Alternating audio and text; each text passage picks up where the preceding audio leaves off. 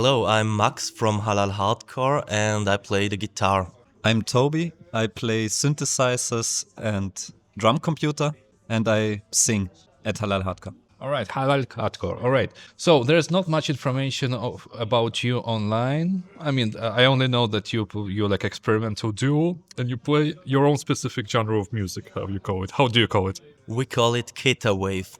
But, well, it has actually been kind of a process, like when we arrived at this name, because when you start like making music and doing the first concerts, the promotion guys, they're beginning to ask what's the genre, and at one point you have to decide. And And where did you come this from? What's the name?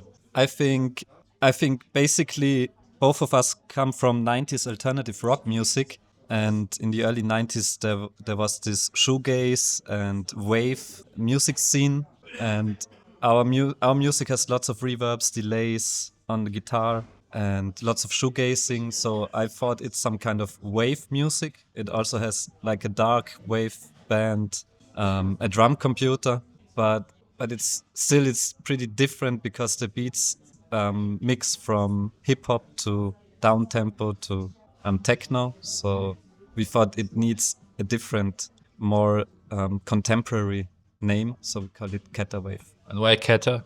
I think Keta Wave is the in drug right now for teenage or for young adults. I think it's associated with dark techno music and underground music. So you wanted to be controversial in a way, something funky. So that or you wanted to test out if they can put it on somewhere in a magazine, and if they prohibit it and cancel it, or just to see if they can put it in a magazine somewhere. Yeah, it's more like just some tiny how did I say Provocation. yeah, just a little provocation, but yeah, and we just wanted to be a bit playful with like the name of the genre, and also we thought like of it like being a take on a old genre that already exists and like renaming it with kind of a vibe you fall into. And we also thought actually about like stoner rock being like a genre name, which is also like not really related to drugs, but kind of has the vibe to it. And so that made a good connection we also took for our album name and the genre we want to play. yeah. And if you go to a live show of Halal Hardcore, you will see like you should kind of get drowned in the sound. So there are no Zwischenansagen, like no introductions of the songs. We just go on stage and then we play for 50 minutes. So you can dig into the sound, you can dive into it, and then you should just stay in the sound and like getting in a hole, you know what I mean? Like in an abyss of sound. I think I was at your gigs 2 times, maybe 3 times.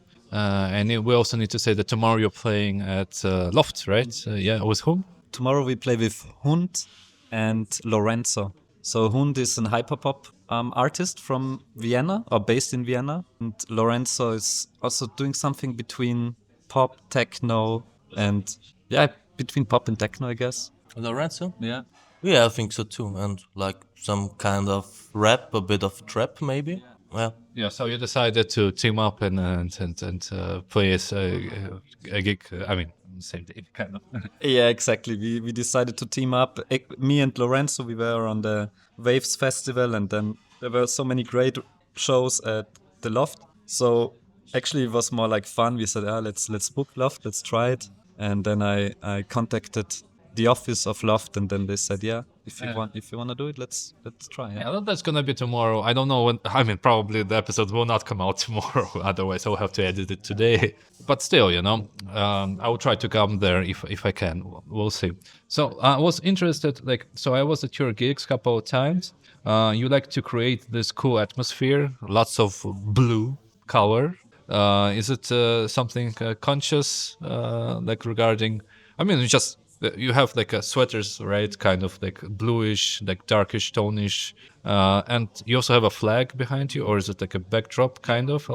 Is there some conscious decision why that stuff? So yeah, there's this like protection eye. It's an Islamic symbol, and it should protect you from the bad look. The bad look is actually the oldest esoteric fear that somebody could give you a look and then it would curse you.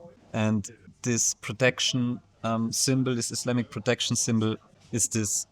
It's in the middle black, then it's white, then there's light blue and dark blue, and those are the colors we try to appropriate in our aesthetics. So the flag consists of these colors, and our stage outfit consists of the colors. And yeah, it should. So it was conscious decision. You decided to have those colors. I mean, usually people are like, "Oh, that's what we found in our old space," or just.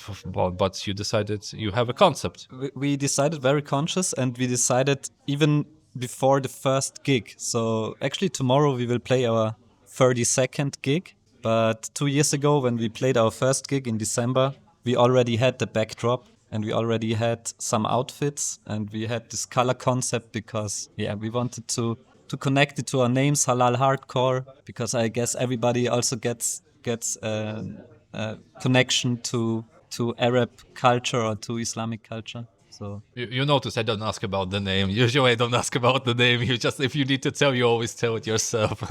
Okay, I'd like to make a small addition to the concept Toby laid out, like with the parts we took from Islamic culture.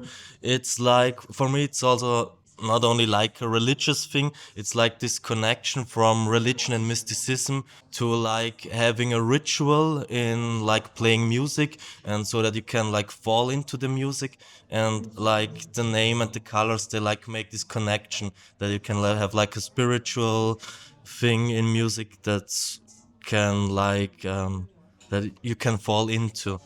And we also have like also some parts of Christianity actually in our live shows when we, I don't know the name in English, but the Weihrauch, the thing you, The smelly thing that they use in churches. yeah, exactly. You burn it and then you have like the smoke going through the room in the churches, and we also use it at our concerts so that you can also like you don't only see and hear like the spiritual thing, you also smell it. And it's not like a religious spiritual thing actually, but we took the elements to make it in a profound way and connect it with music. Yeah, I was, as I said, I was there a couple of gigs, and it was.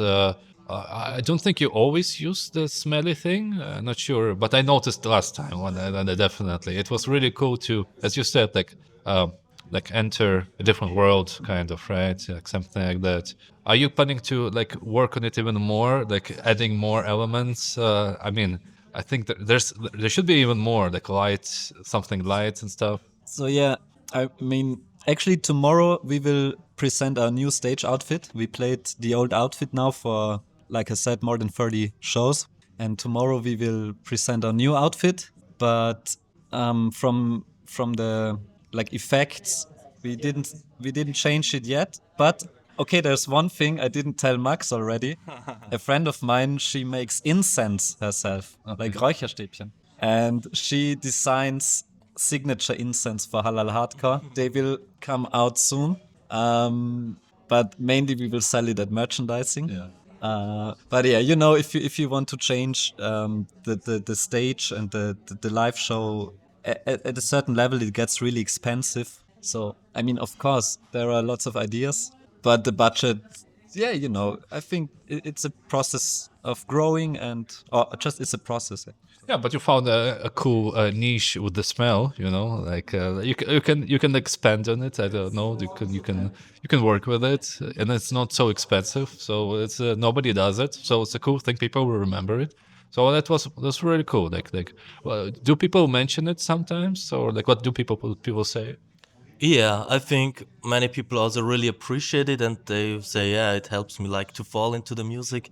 But we also had like a couple of people after show who were telling us it was like I got so much headache because of the smell. I had to get out of the room. So for some people, it's too intense. All right, but at least people, it's you get some reaction. People still will remember it. It's not like you see a show and you forget about it. People will remember it for sure.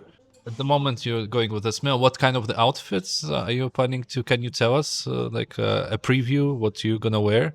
Yeah, I would say it's maybe a little bit more casual, but some kind of post-apocalyptic style. So more or less like suits in our colors, but with some wabi-sabi, like with some like in a way very used. So you see that there's some decay maybe in the world. I don't know, like. Was there a concept why those suits, or like why? Actually, a friend of ours, Yuki Gadara, who also shot our last music video to Steigst du bei mir ein, designed the clothes for a music video, and we liked them so much, so we thought like, okay, let's build really the whole stage outfit around those about those suits. And Is it the video with everything is blue and there's a guy dancing and there's also a girl also dancing or something like that? Yeah. All right. It's on YouTube. yeah, exactly. Yeah, I also checked out everybody who worked with you to see what they're doing. Yeah. You do a lot of projects with him, right? Yeah. All right. So how did it all start? Yeah. The boring part. I have to like remember. It was 2022. You were playing in a band. Traurig in Europa. Yes, it's true. Actually, yes, I still play in the band Traurig in Europa. It's a punk band. I'm the singer there. Yeah, to like make the story really long. My drummer at Traurig in Europa, he's also like a guitarist. He has this solo project, and Toby, he from Halal Hardcore, also has got like a guitar solo project, and they played a gig together once. And then it was like Alex, my drummer, he told me about this music that Toby made, because he said, yes, it's nice music. And then there was like this summer 3 years ago where I like really listened to this album a lot, and then I thought this album is so good, and then I wrote Toby on SoundCloud if he wants to come to our gig from Traurig in Europa to see our band. And then he actually missed the show, but he arrived nevertheless, like after the show, to get a beer with us, and we kind of bonded a bit then. And then I was just moving to Vienna, and we started to go together to the rehearsal room and like just make some random sounds. And also at this time, I actually wasn't a guitar player, and it kind of started at this point, me playing guitar and like fusing the sound with Toby's synthesizer. So the new approach was interesting for you. Probably everything was new in this case in the band. Yeah, actually, yes. For me, it was like a really new constellation to play. Also, like with these electronic vibes we have there. Yeah, I think maybe what you missed, not missed, but Max also used to play in a post-punk band before, where he played bass guitar. So I think he kind of was used to the fretboard and stuff like this, but he didn't play electronic guitar. And actually before Halal Hardcore, I used to play solo or with a garage rock band where I played guitar. But with Corona, somehow I really got into synthesizers. So yeah, when I met Max, I asked him to come to the rehearsal room. And like you said, it was very exciting and interesting, because for me, it was also very different and new setup, playing a synthesizer bass and drums, and Max playing the electronic guitar. Yeah. And how did you discover the sound? Was it already there, or how long did it take you until you like realized what you're playing? Because early from the first single, you already can feel it, Halal Hardcore there, like. Right? Which one was it? Is it Jetstreams? It was EP, right? Mm-hmm. It's already like sounds like a hardcore. Yeah. So the thing is, Max. I approached to Max after the Traurig in Europa gig at Chelsea, and then we connected a little bit. And then I think some months later, he saw my solo synthesizer act, Wasser Wasser Mimicry, where I tried to go into an ambient witch house down-tempo sound, and he really liked it, so he booked me on his summer fest. They have a quite big festival at Frastans in Vorarlberg, and for the Halal Hardcore sound I reduced a lot, so I only play with one synthesizer and one drum computer. but still there's this kind of witch house ambient music I really liked, and I tried maybe to reproduce. And then Max sound, guitar sound. Yeah, I think it was a Ergänzung, or not Ergänzung. It was more like it grew from each other, I guess. So riffing, jamming.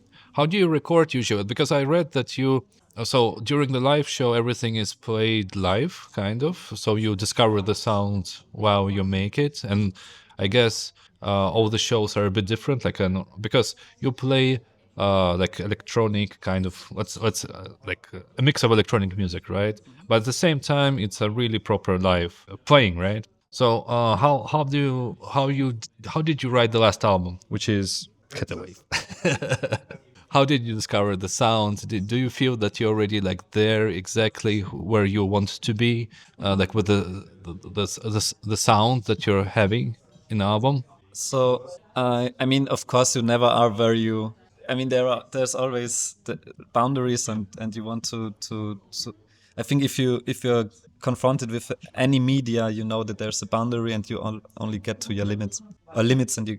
But I think the sound we develop in it in the rehearsal room, and especially Max is responsible for the sounds, because the guitars, I think the guitars have a very unique and different sounds, and sometimes so the song structure sometimes is from me with like what kind of, because I play the bass notes and Max plays the themes. So then I think we develop in the rehearsal room. Where do lyrics come from? They come probably later, right? After you get the music, or Actually, yeah, usually the music is first, and then the lyrics either they come from inspirations like walking around the street and seeing some things that inspire me, and then I bring them to a rehearsal room, and usually maybe at the late rehearsal, because we used to rehearse totally sober on Mondays at I think 12 or 1 zu Mittag at noon, so we are sober. But sometimes we rehearse in the evening, and then I drink some beer, and then it's for me it's easier, especially for the lyrics, to improvise. And then I bring some phrases I already worked on, and then I bring them with me, and then I see how they vibe to the sound. well, but where did you get, for example, the Kiefer Orthopedin? Where did you got this idea like from? Like Actually, this idea it's very concrete, because I work very close to Neubaugasse, or I have to deliver something close to Neubaugasse. And at the U3 station, at the U-Bahn-Station, there used to be a ad for Kieferorthopädin. yeah, or to whatever. Orthodontic. Google Translate. And there's this like before and after picture, like it's a girl with some kind of strange teeth, and on the next picture she has very straight teeth. But I liked her with the uncanny teeth better. Yeah. And so I know which one you mean, and I also like it. so this was the inspiration. So I thought like, yeah, maybe, and then I thought of me being 12 or 13 getting this this bracelets without even, maybe I don't know if I really wanted it. So I was like, okay, yeah, maybe it's very like there's no real consent when you get your So it's about oppression and oppression on the individuality. It's about oppression, individualism, aesthetics, and beauty cult. So yeah. Where are you mentally when you're on stage and playing music? And how do you get into that special zone? Well, I think I'm right in the music. There's not like really much else I think about. And what has been also like really different for me, like playing in Halal Hardcore, is like when I played like in post-punk bands and in the punk bands, I usually drank a lot of beer and was quite drunk on stage. And we kind of stopped doing that, and like we are playing completely sober usually at Halal Hardcore shows. That actually is pretty nice to concentrate better on only the music and fall into the music.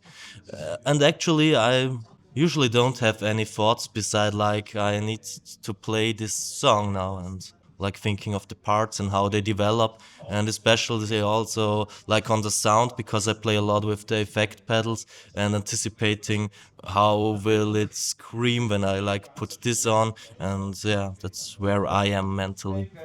Toby, do you go mentally somewhere? Yeah. It's a trick question because usually when you're like, if you're somewhere out there, it means that you're not really in present at the same time.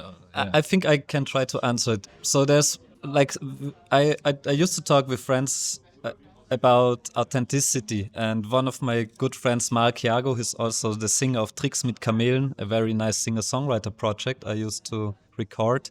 We talked about authenticity, and we said it's the worst in art if it's authentic, because the thing about art is you can put it on another level, and you can put some some artificiality to it. So I mean, I think in Halal Hardcore you see it with your first, you see it immediately. You come to the stage, and then there's the smell of the oud, and then there's the flag and our outfits. So it's atypical. It's not authentic. I mean, it's totally planned and totally artificial. I mean, I think the thing is you have to try to maybe connect authenticity and art. And when I go on the stage with Max, I try to, yeah, I try to get into a special mindset. Like, yeah, like he was talking about mysticism. So maybe like, okay, we make the show now, and now all eyes are on us. So we have to deliver. So we are also we are very dedicated band. We don't want to. So like he said, we started playing sober. I mean, now we drink some beers when we're on stage, but in the beginning we didn't, because we didn't want to make too many mistakes, because it's a very, very difficult thing to play electronic music live if you play without a backing track. And there's plenty of space for mistakes. Yeah, it's also not totally artificial with just a backing track. We want that mistakes can happen. And I think, yeah, that's for me, that's the mindset. The mindset is go on stage, try to like be an MC, a master of the ceremony, but also show that you are vulnerable. When you said about the authenticity, I think you mean like we can present something as it is, because there's like the idea of truth, how can we show the truth? There's one way how we can show the truth is just by like a documentary style, where we just show, like, for example, a picture, right? But we can get to a deeper levels of truth, deeper ones, if we tweak, if we add a little bit of layers on top of it. And maybe with that we can go a little bit deeper to the deeper truth, if we play with how we present the truth. Probably, is that something like what you think, or is it something different? Because that's how I feel. Like I don't really like to present the truth exactly how it is. Mm-hmm. I think it's possible to get to a deeper level by like manipulating it a little bit. I think I can talk with you about truth, because I come from the postmodernist movement, and we don't really believe in truth. Or not we. I mean, if you come from this mindset from university and everything, those are not categories that are of any interest for you. So I don't care about truth in aesthetics. Aesthetics. Well, as I'm a Marxist, I definitely think there's kind of a truth, and I totally disagree with Toby's beliefs about postmodernism. Finally, we got to something real. However, this is the key why the halal hardcore works. There's a fire inside. There's tension. The duplicity, the battle of opposites, according to Hegel. Yeah, probably. However, I also think there's like a lot of truth in the stuff Toby was talking about right now, because kinda art is, I think, kind of something different, and that's the special thing about it. You can like make up stuff and build like kind of vibes and things for yourself that don't necessarily have to be the truth, but they are like valid and can transport you to different feelings, and also maybe some different insights that you would not have in like when you're like, let's say, only telling truth in like a descriptive way. Have you like your ways how you look on life or regarding the truth, for example? Just do you feel that it has like an effect on your music? Probably you don't even notice it, but have you like now, if you think about it, do you see your ideology kind of going in the music a little bit, or maybe on this decision of, or just decision on what music like between you, you know, like what works or doesn't work? Have you noticed something? Um, It's a hard so question. those for me, those were maybe more questions. I try to give the answer if it's not if I'm on the wrong There's direction. nothing wrong. There's no truth. No, but you can maybe help me a little bit. So, but when you was like, if it's affecting our music, like our own ideology or our way of thinking, I think in the lyrics you can hear it. That I mean, there are some kind of messages in the lyrics, and I think they are. So they try to be not too banal, you know, in a way. Even they are only phrases. Usually they're very short, but still they try to give you some kind of direction, so to lead you somewhere from like lyric wise and music wise.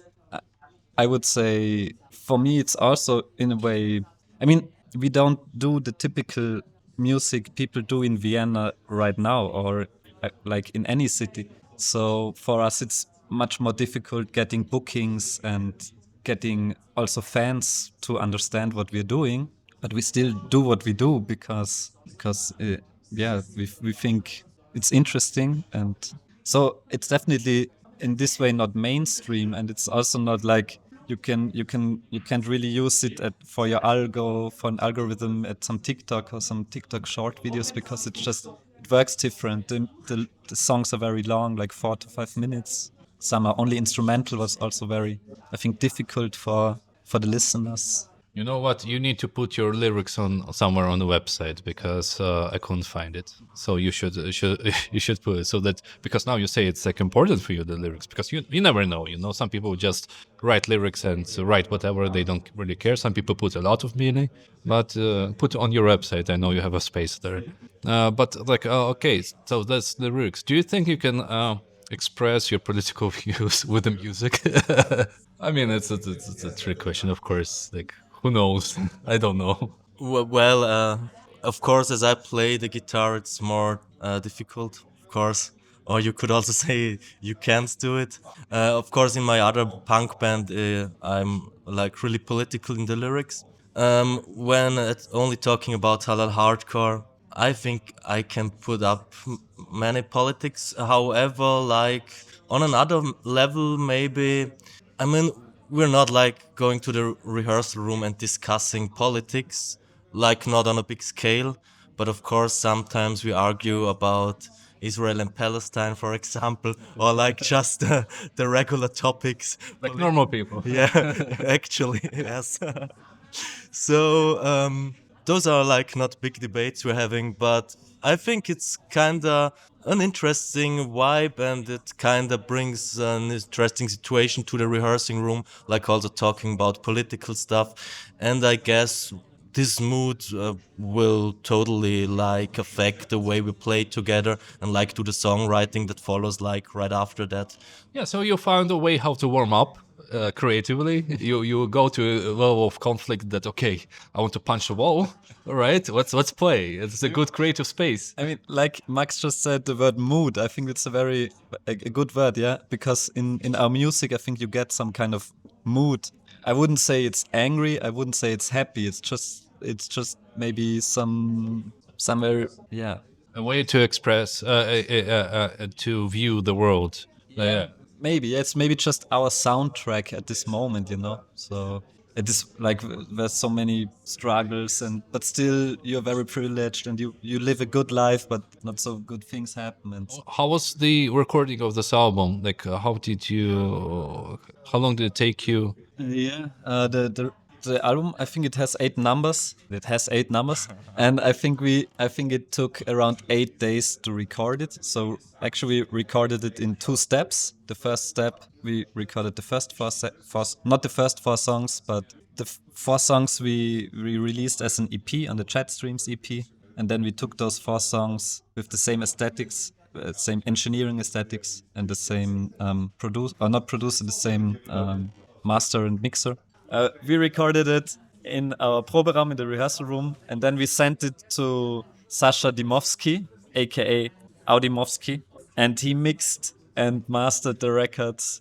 We had a nice feedback loop with him via email, and it was really a pleasure working with him. Shout out to Sasha Dimovsky. I love you. And then we made the next 4 songs. So I think it took around, I would say, 8 days, the recording. But you had all this music before, right? The recording was fast, but Yeah, exactly. We were working on the music, I would say, since the beginning of 2022, and we started recording in the beginning of 23. So we were playing more than 1 year the songs. In the beginning, we didn't have any lyrics because I thought I would like it if it would be a band without any lyrics. And then Max said maybe we can start to sing, and then I started, but he never did. I don't know why. For Max, it's a place where he can relax and not think about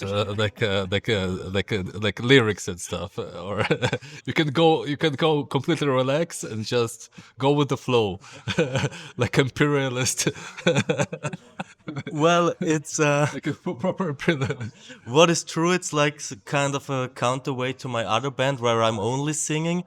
But That's what I mean. Yes. but it's not the truth that it's like more relaxing. I think really? Yeah. I think singing is much more relaxing. Like in Traurigen Europa, where I'm singing, of course it's like physically exhausting because like I'm singing loud and like also doing moves on stage, so it's exhausting, but it's kind of easier for me.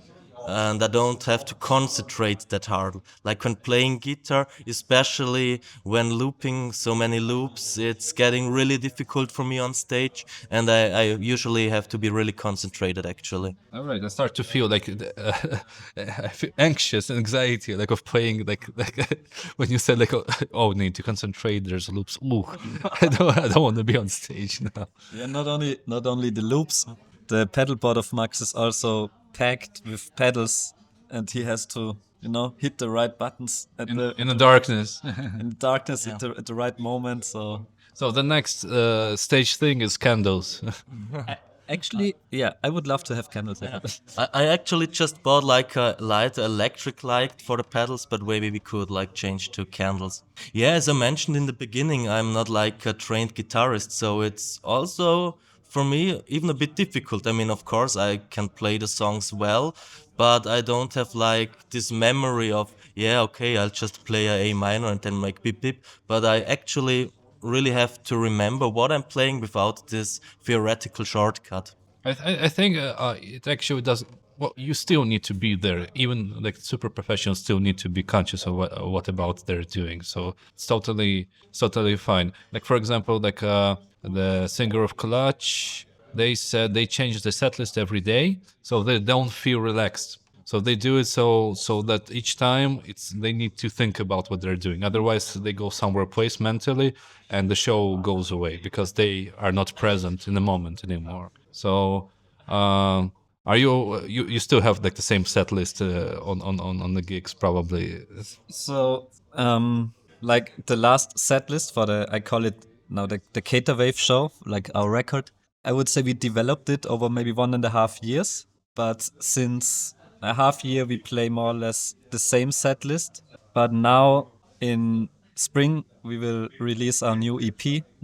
So tomorrow we will, for example, start with a new intro track, and we try to have new songs, but it's very the dramaturgy is very important in our music. Like we said, this Cater Wave experience, like really diving into the sound. So we couldn't just play this song here and that song there, because every song has different beats per minute. Every song has a different rhythm scheme. So like it mixes from techno to drum and bass to hip hop beats. It's kind of strict set list. Are you planning to put more theatrical parts into your shows? Maybe even performances, and introduce artists, dancers, I don't know, something like with the show? Or this is like in the future potential for that. I totally agree. Like that dancing would be a fitting combination. Also, in the music video we did a couple of months ago, we were already talking about it. Was for Steigst du bei mir ein. We also have like those dancing scenes, and it was feeling like really organic to combine it with dancing because it's just like fitting this kind of transcending vibe, and it worked out really well. So I. Yeah. I would advise to have dancing in the style of how people dance to your music. Maybe we could like invent a TikTok dance for us. But yeah, and just one more thing, you were talking about the visuals and what we could change, or not change, maybe what we could even add to the shows. Like one thing I don't want, or at least in the moment, I don't want to work with projections because I think, yeah, musically, I think sometimes it can really distract from the music and from what's going on stage. So, I mean, dancers would be great for me, stuff like this. But visualize, I more like it with like the backdrop and the outfits and maybe some candles and maybe some light and fog machines. With your kind of music, there's a lot of possibilities what you can do because it's unusual. So what's the plan now? So tomorrow's show in January, EP. How many songs in EP? It will be 4 songs on the EP. So Why not like this time? we're like just thinking about how we're releasing it. Like our plan at the moment is like to produce kind of a split vinyl with one side with Halal Hardcore on one side and like another band on the other. But we haven't like planned it through yet. So you have some ideas who the band might be, yeah? We have some ideas. We would like to release in March, but yeah, you need to find an act where the rights are totally clear. So like the act should not be on a label, otherwise it could get quite difficult. And yeah, it should just fit in a way. And it's also like expensive releasing an LP because just the production of an LP. Just pressing the LPs is really, really expensive. So we can say like if somebody like listening to this interview, some bands might know somebody, they can contact you, who knows? They'll send you a link to the music. I think you can always contact us because we don't only make music, we also book shows. Like we were talking about tomorrow about the show at Loft, and then we like to have support acts. And yeah, sometimes we even book them after us. If they're maybe if they're faster or more aggressive, I don't know how to say, then and it makes sense that they play after us, then we would still try to book it like this. So it's always nice getting new bands who are interested in working with us. So they just can contact you on your email or Instagram, or it's like some way you will find it, right? Are you planning any more gigs this year, December? There will be one gig at the 14th of December, in Vienna, in the 9th district. It will be organized by PDF, Problem der Frequenzen. They are Frequenzmessung. Problem der Frequenzmessung. They are a very nice collective from the Horizont Collective, and we will play together with Panic Deluxe and another band from Stuttgart, Organisation. And the name of the venue, It's called Alterngrund, Alterngrund, yeah, it's in the 9th district. but written with like 4s instead of A's, I think. So we will play there on the 14th of December. Then in February 2025, we will play in Vorarlberg on the 15th at Cebulski.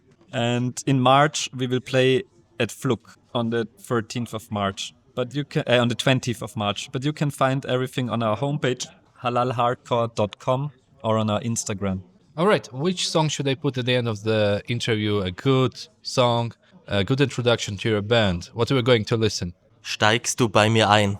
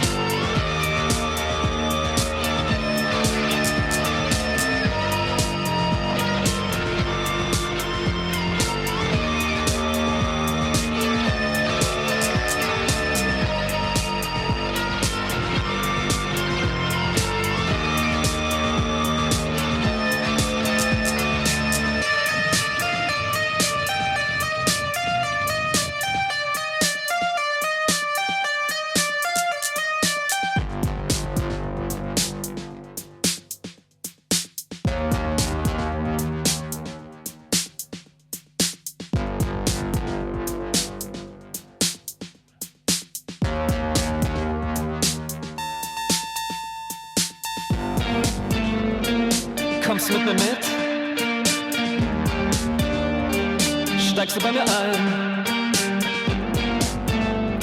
Wir drehen uns im Kreis, ja. Ich liebe dieses Live, Kommst du mit mir mit? Steigst du bei mir ein? Wir drehen uns im Kreis, ja. Ich liebe dieses Live im Dagada. Dagada, Dagada, Dagada. Dagada, Dagada, Dagada. Dagada, Dagada, Dagada. Dagada, Dagada, Dagada, Dagada, Dagada, Dagada. Dagada, Dagada, Dagada, Dagada, Dagada.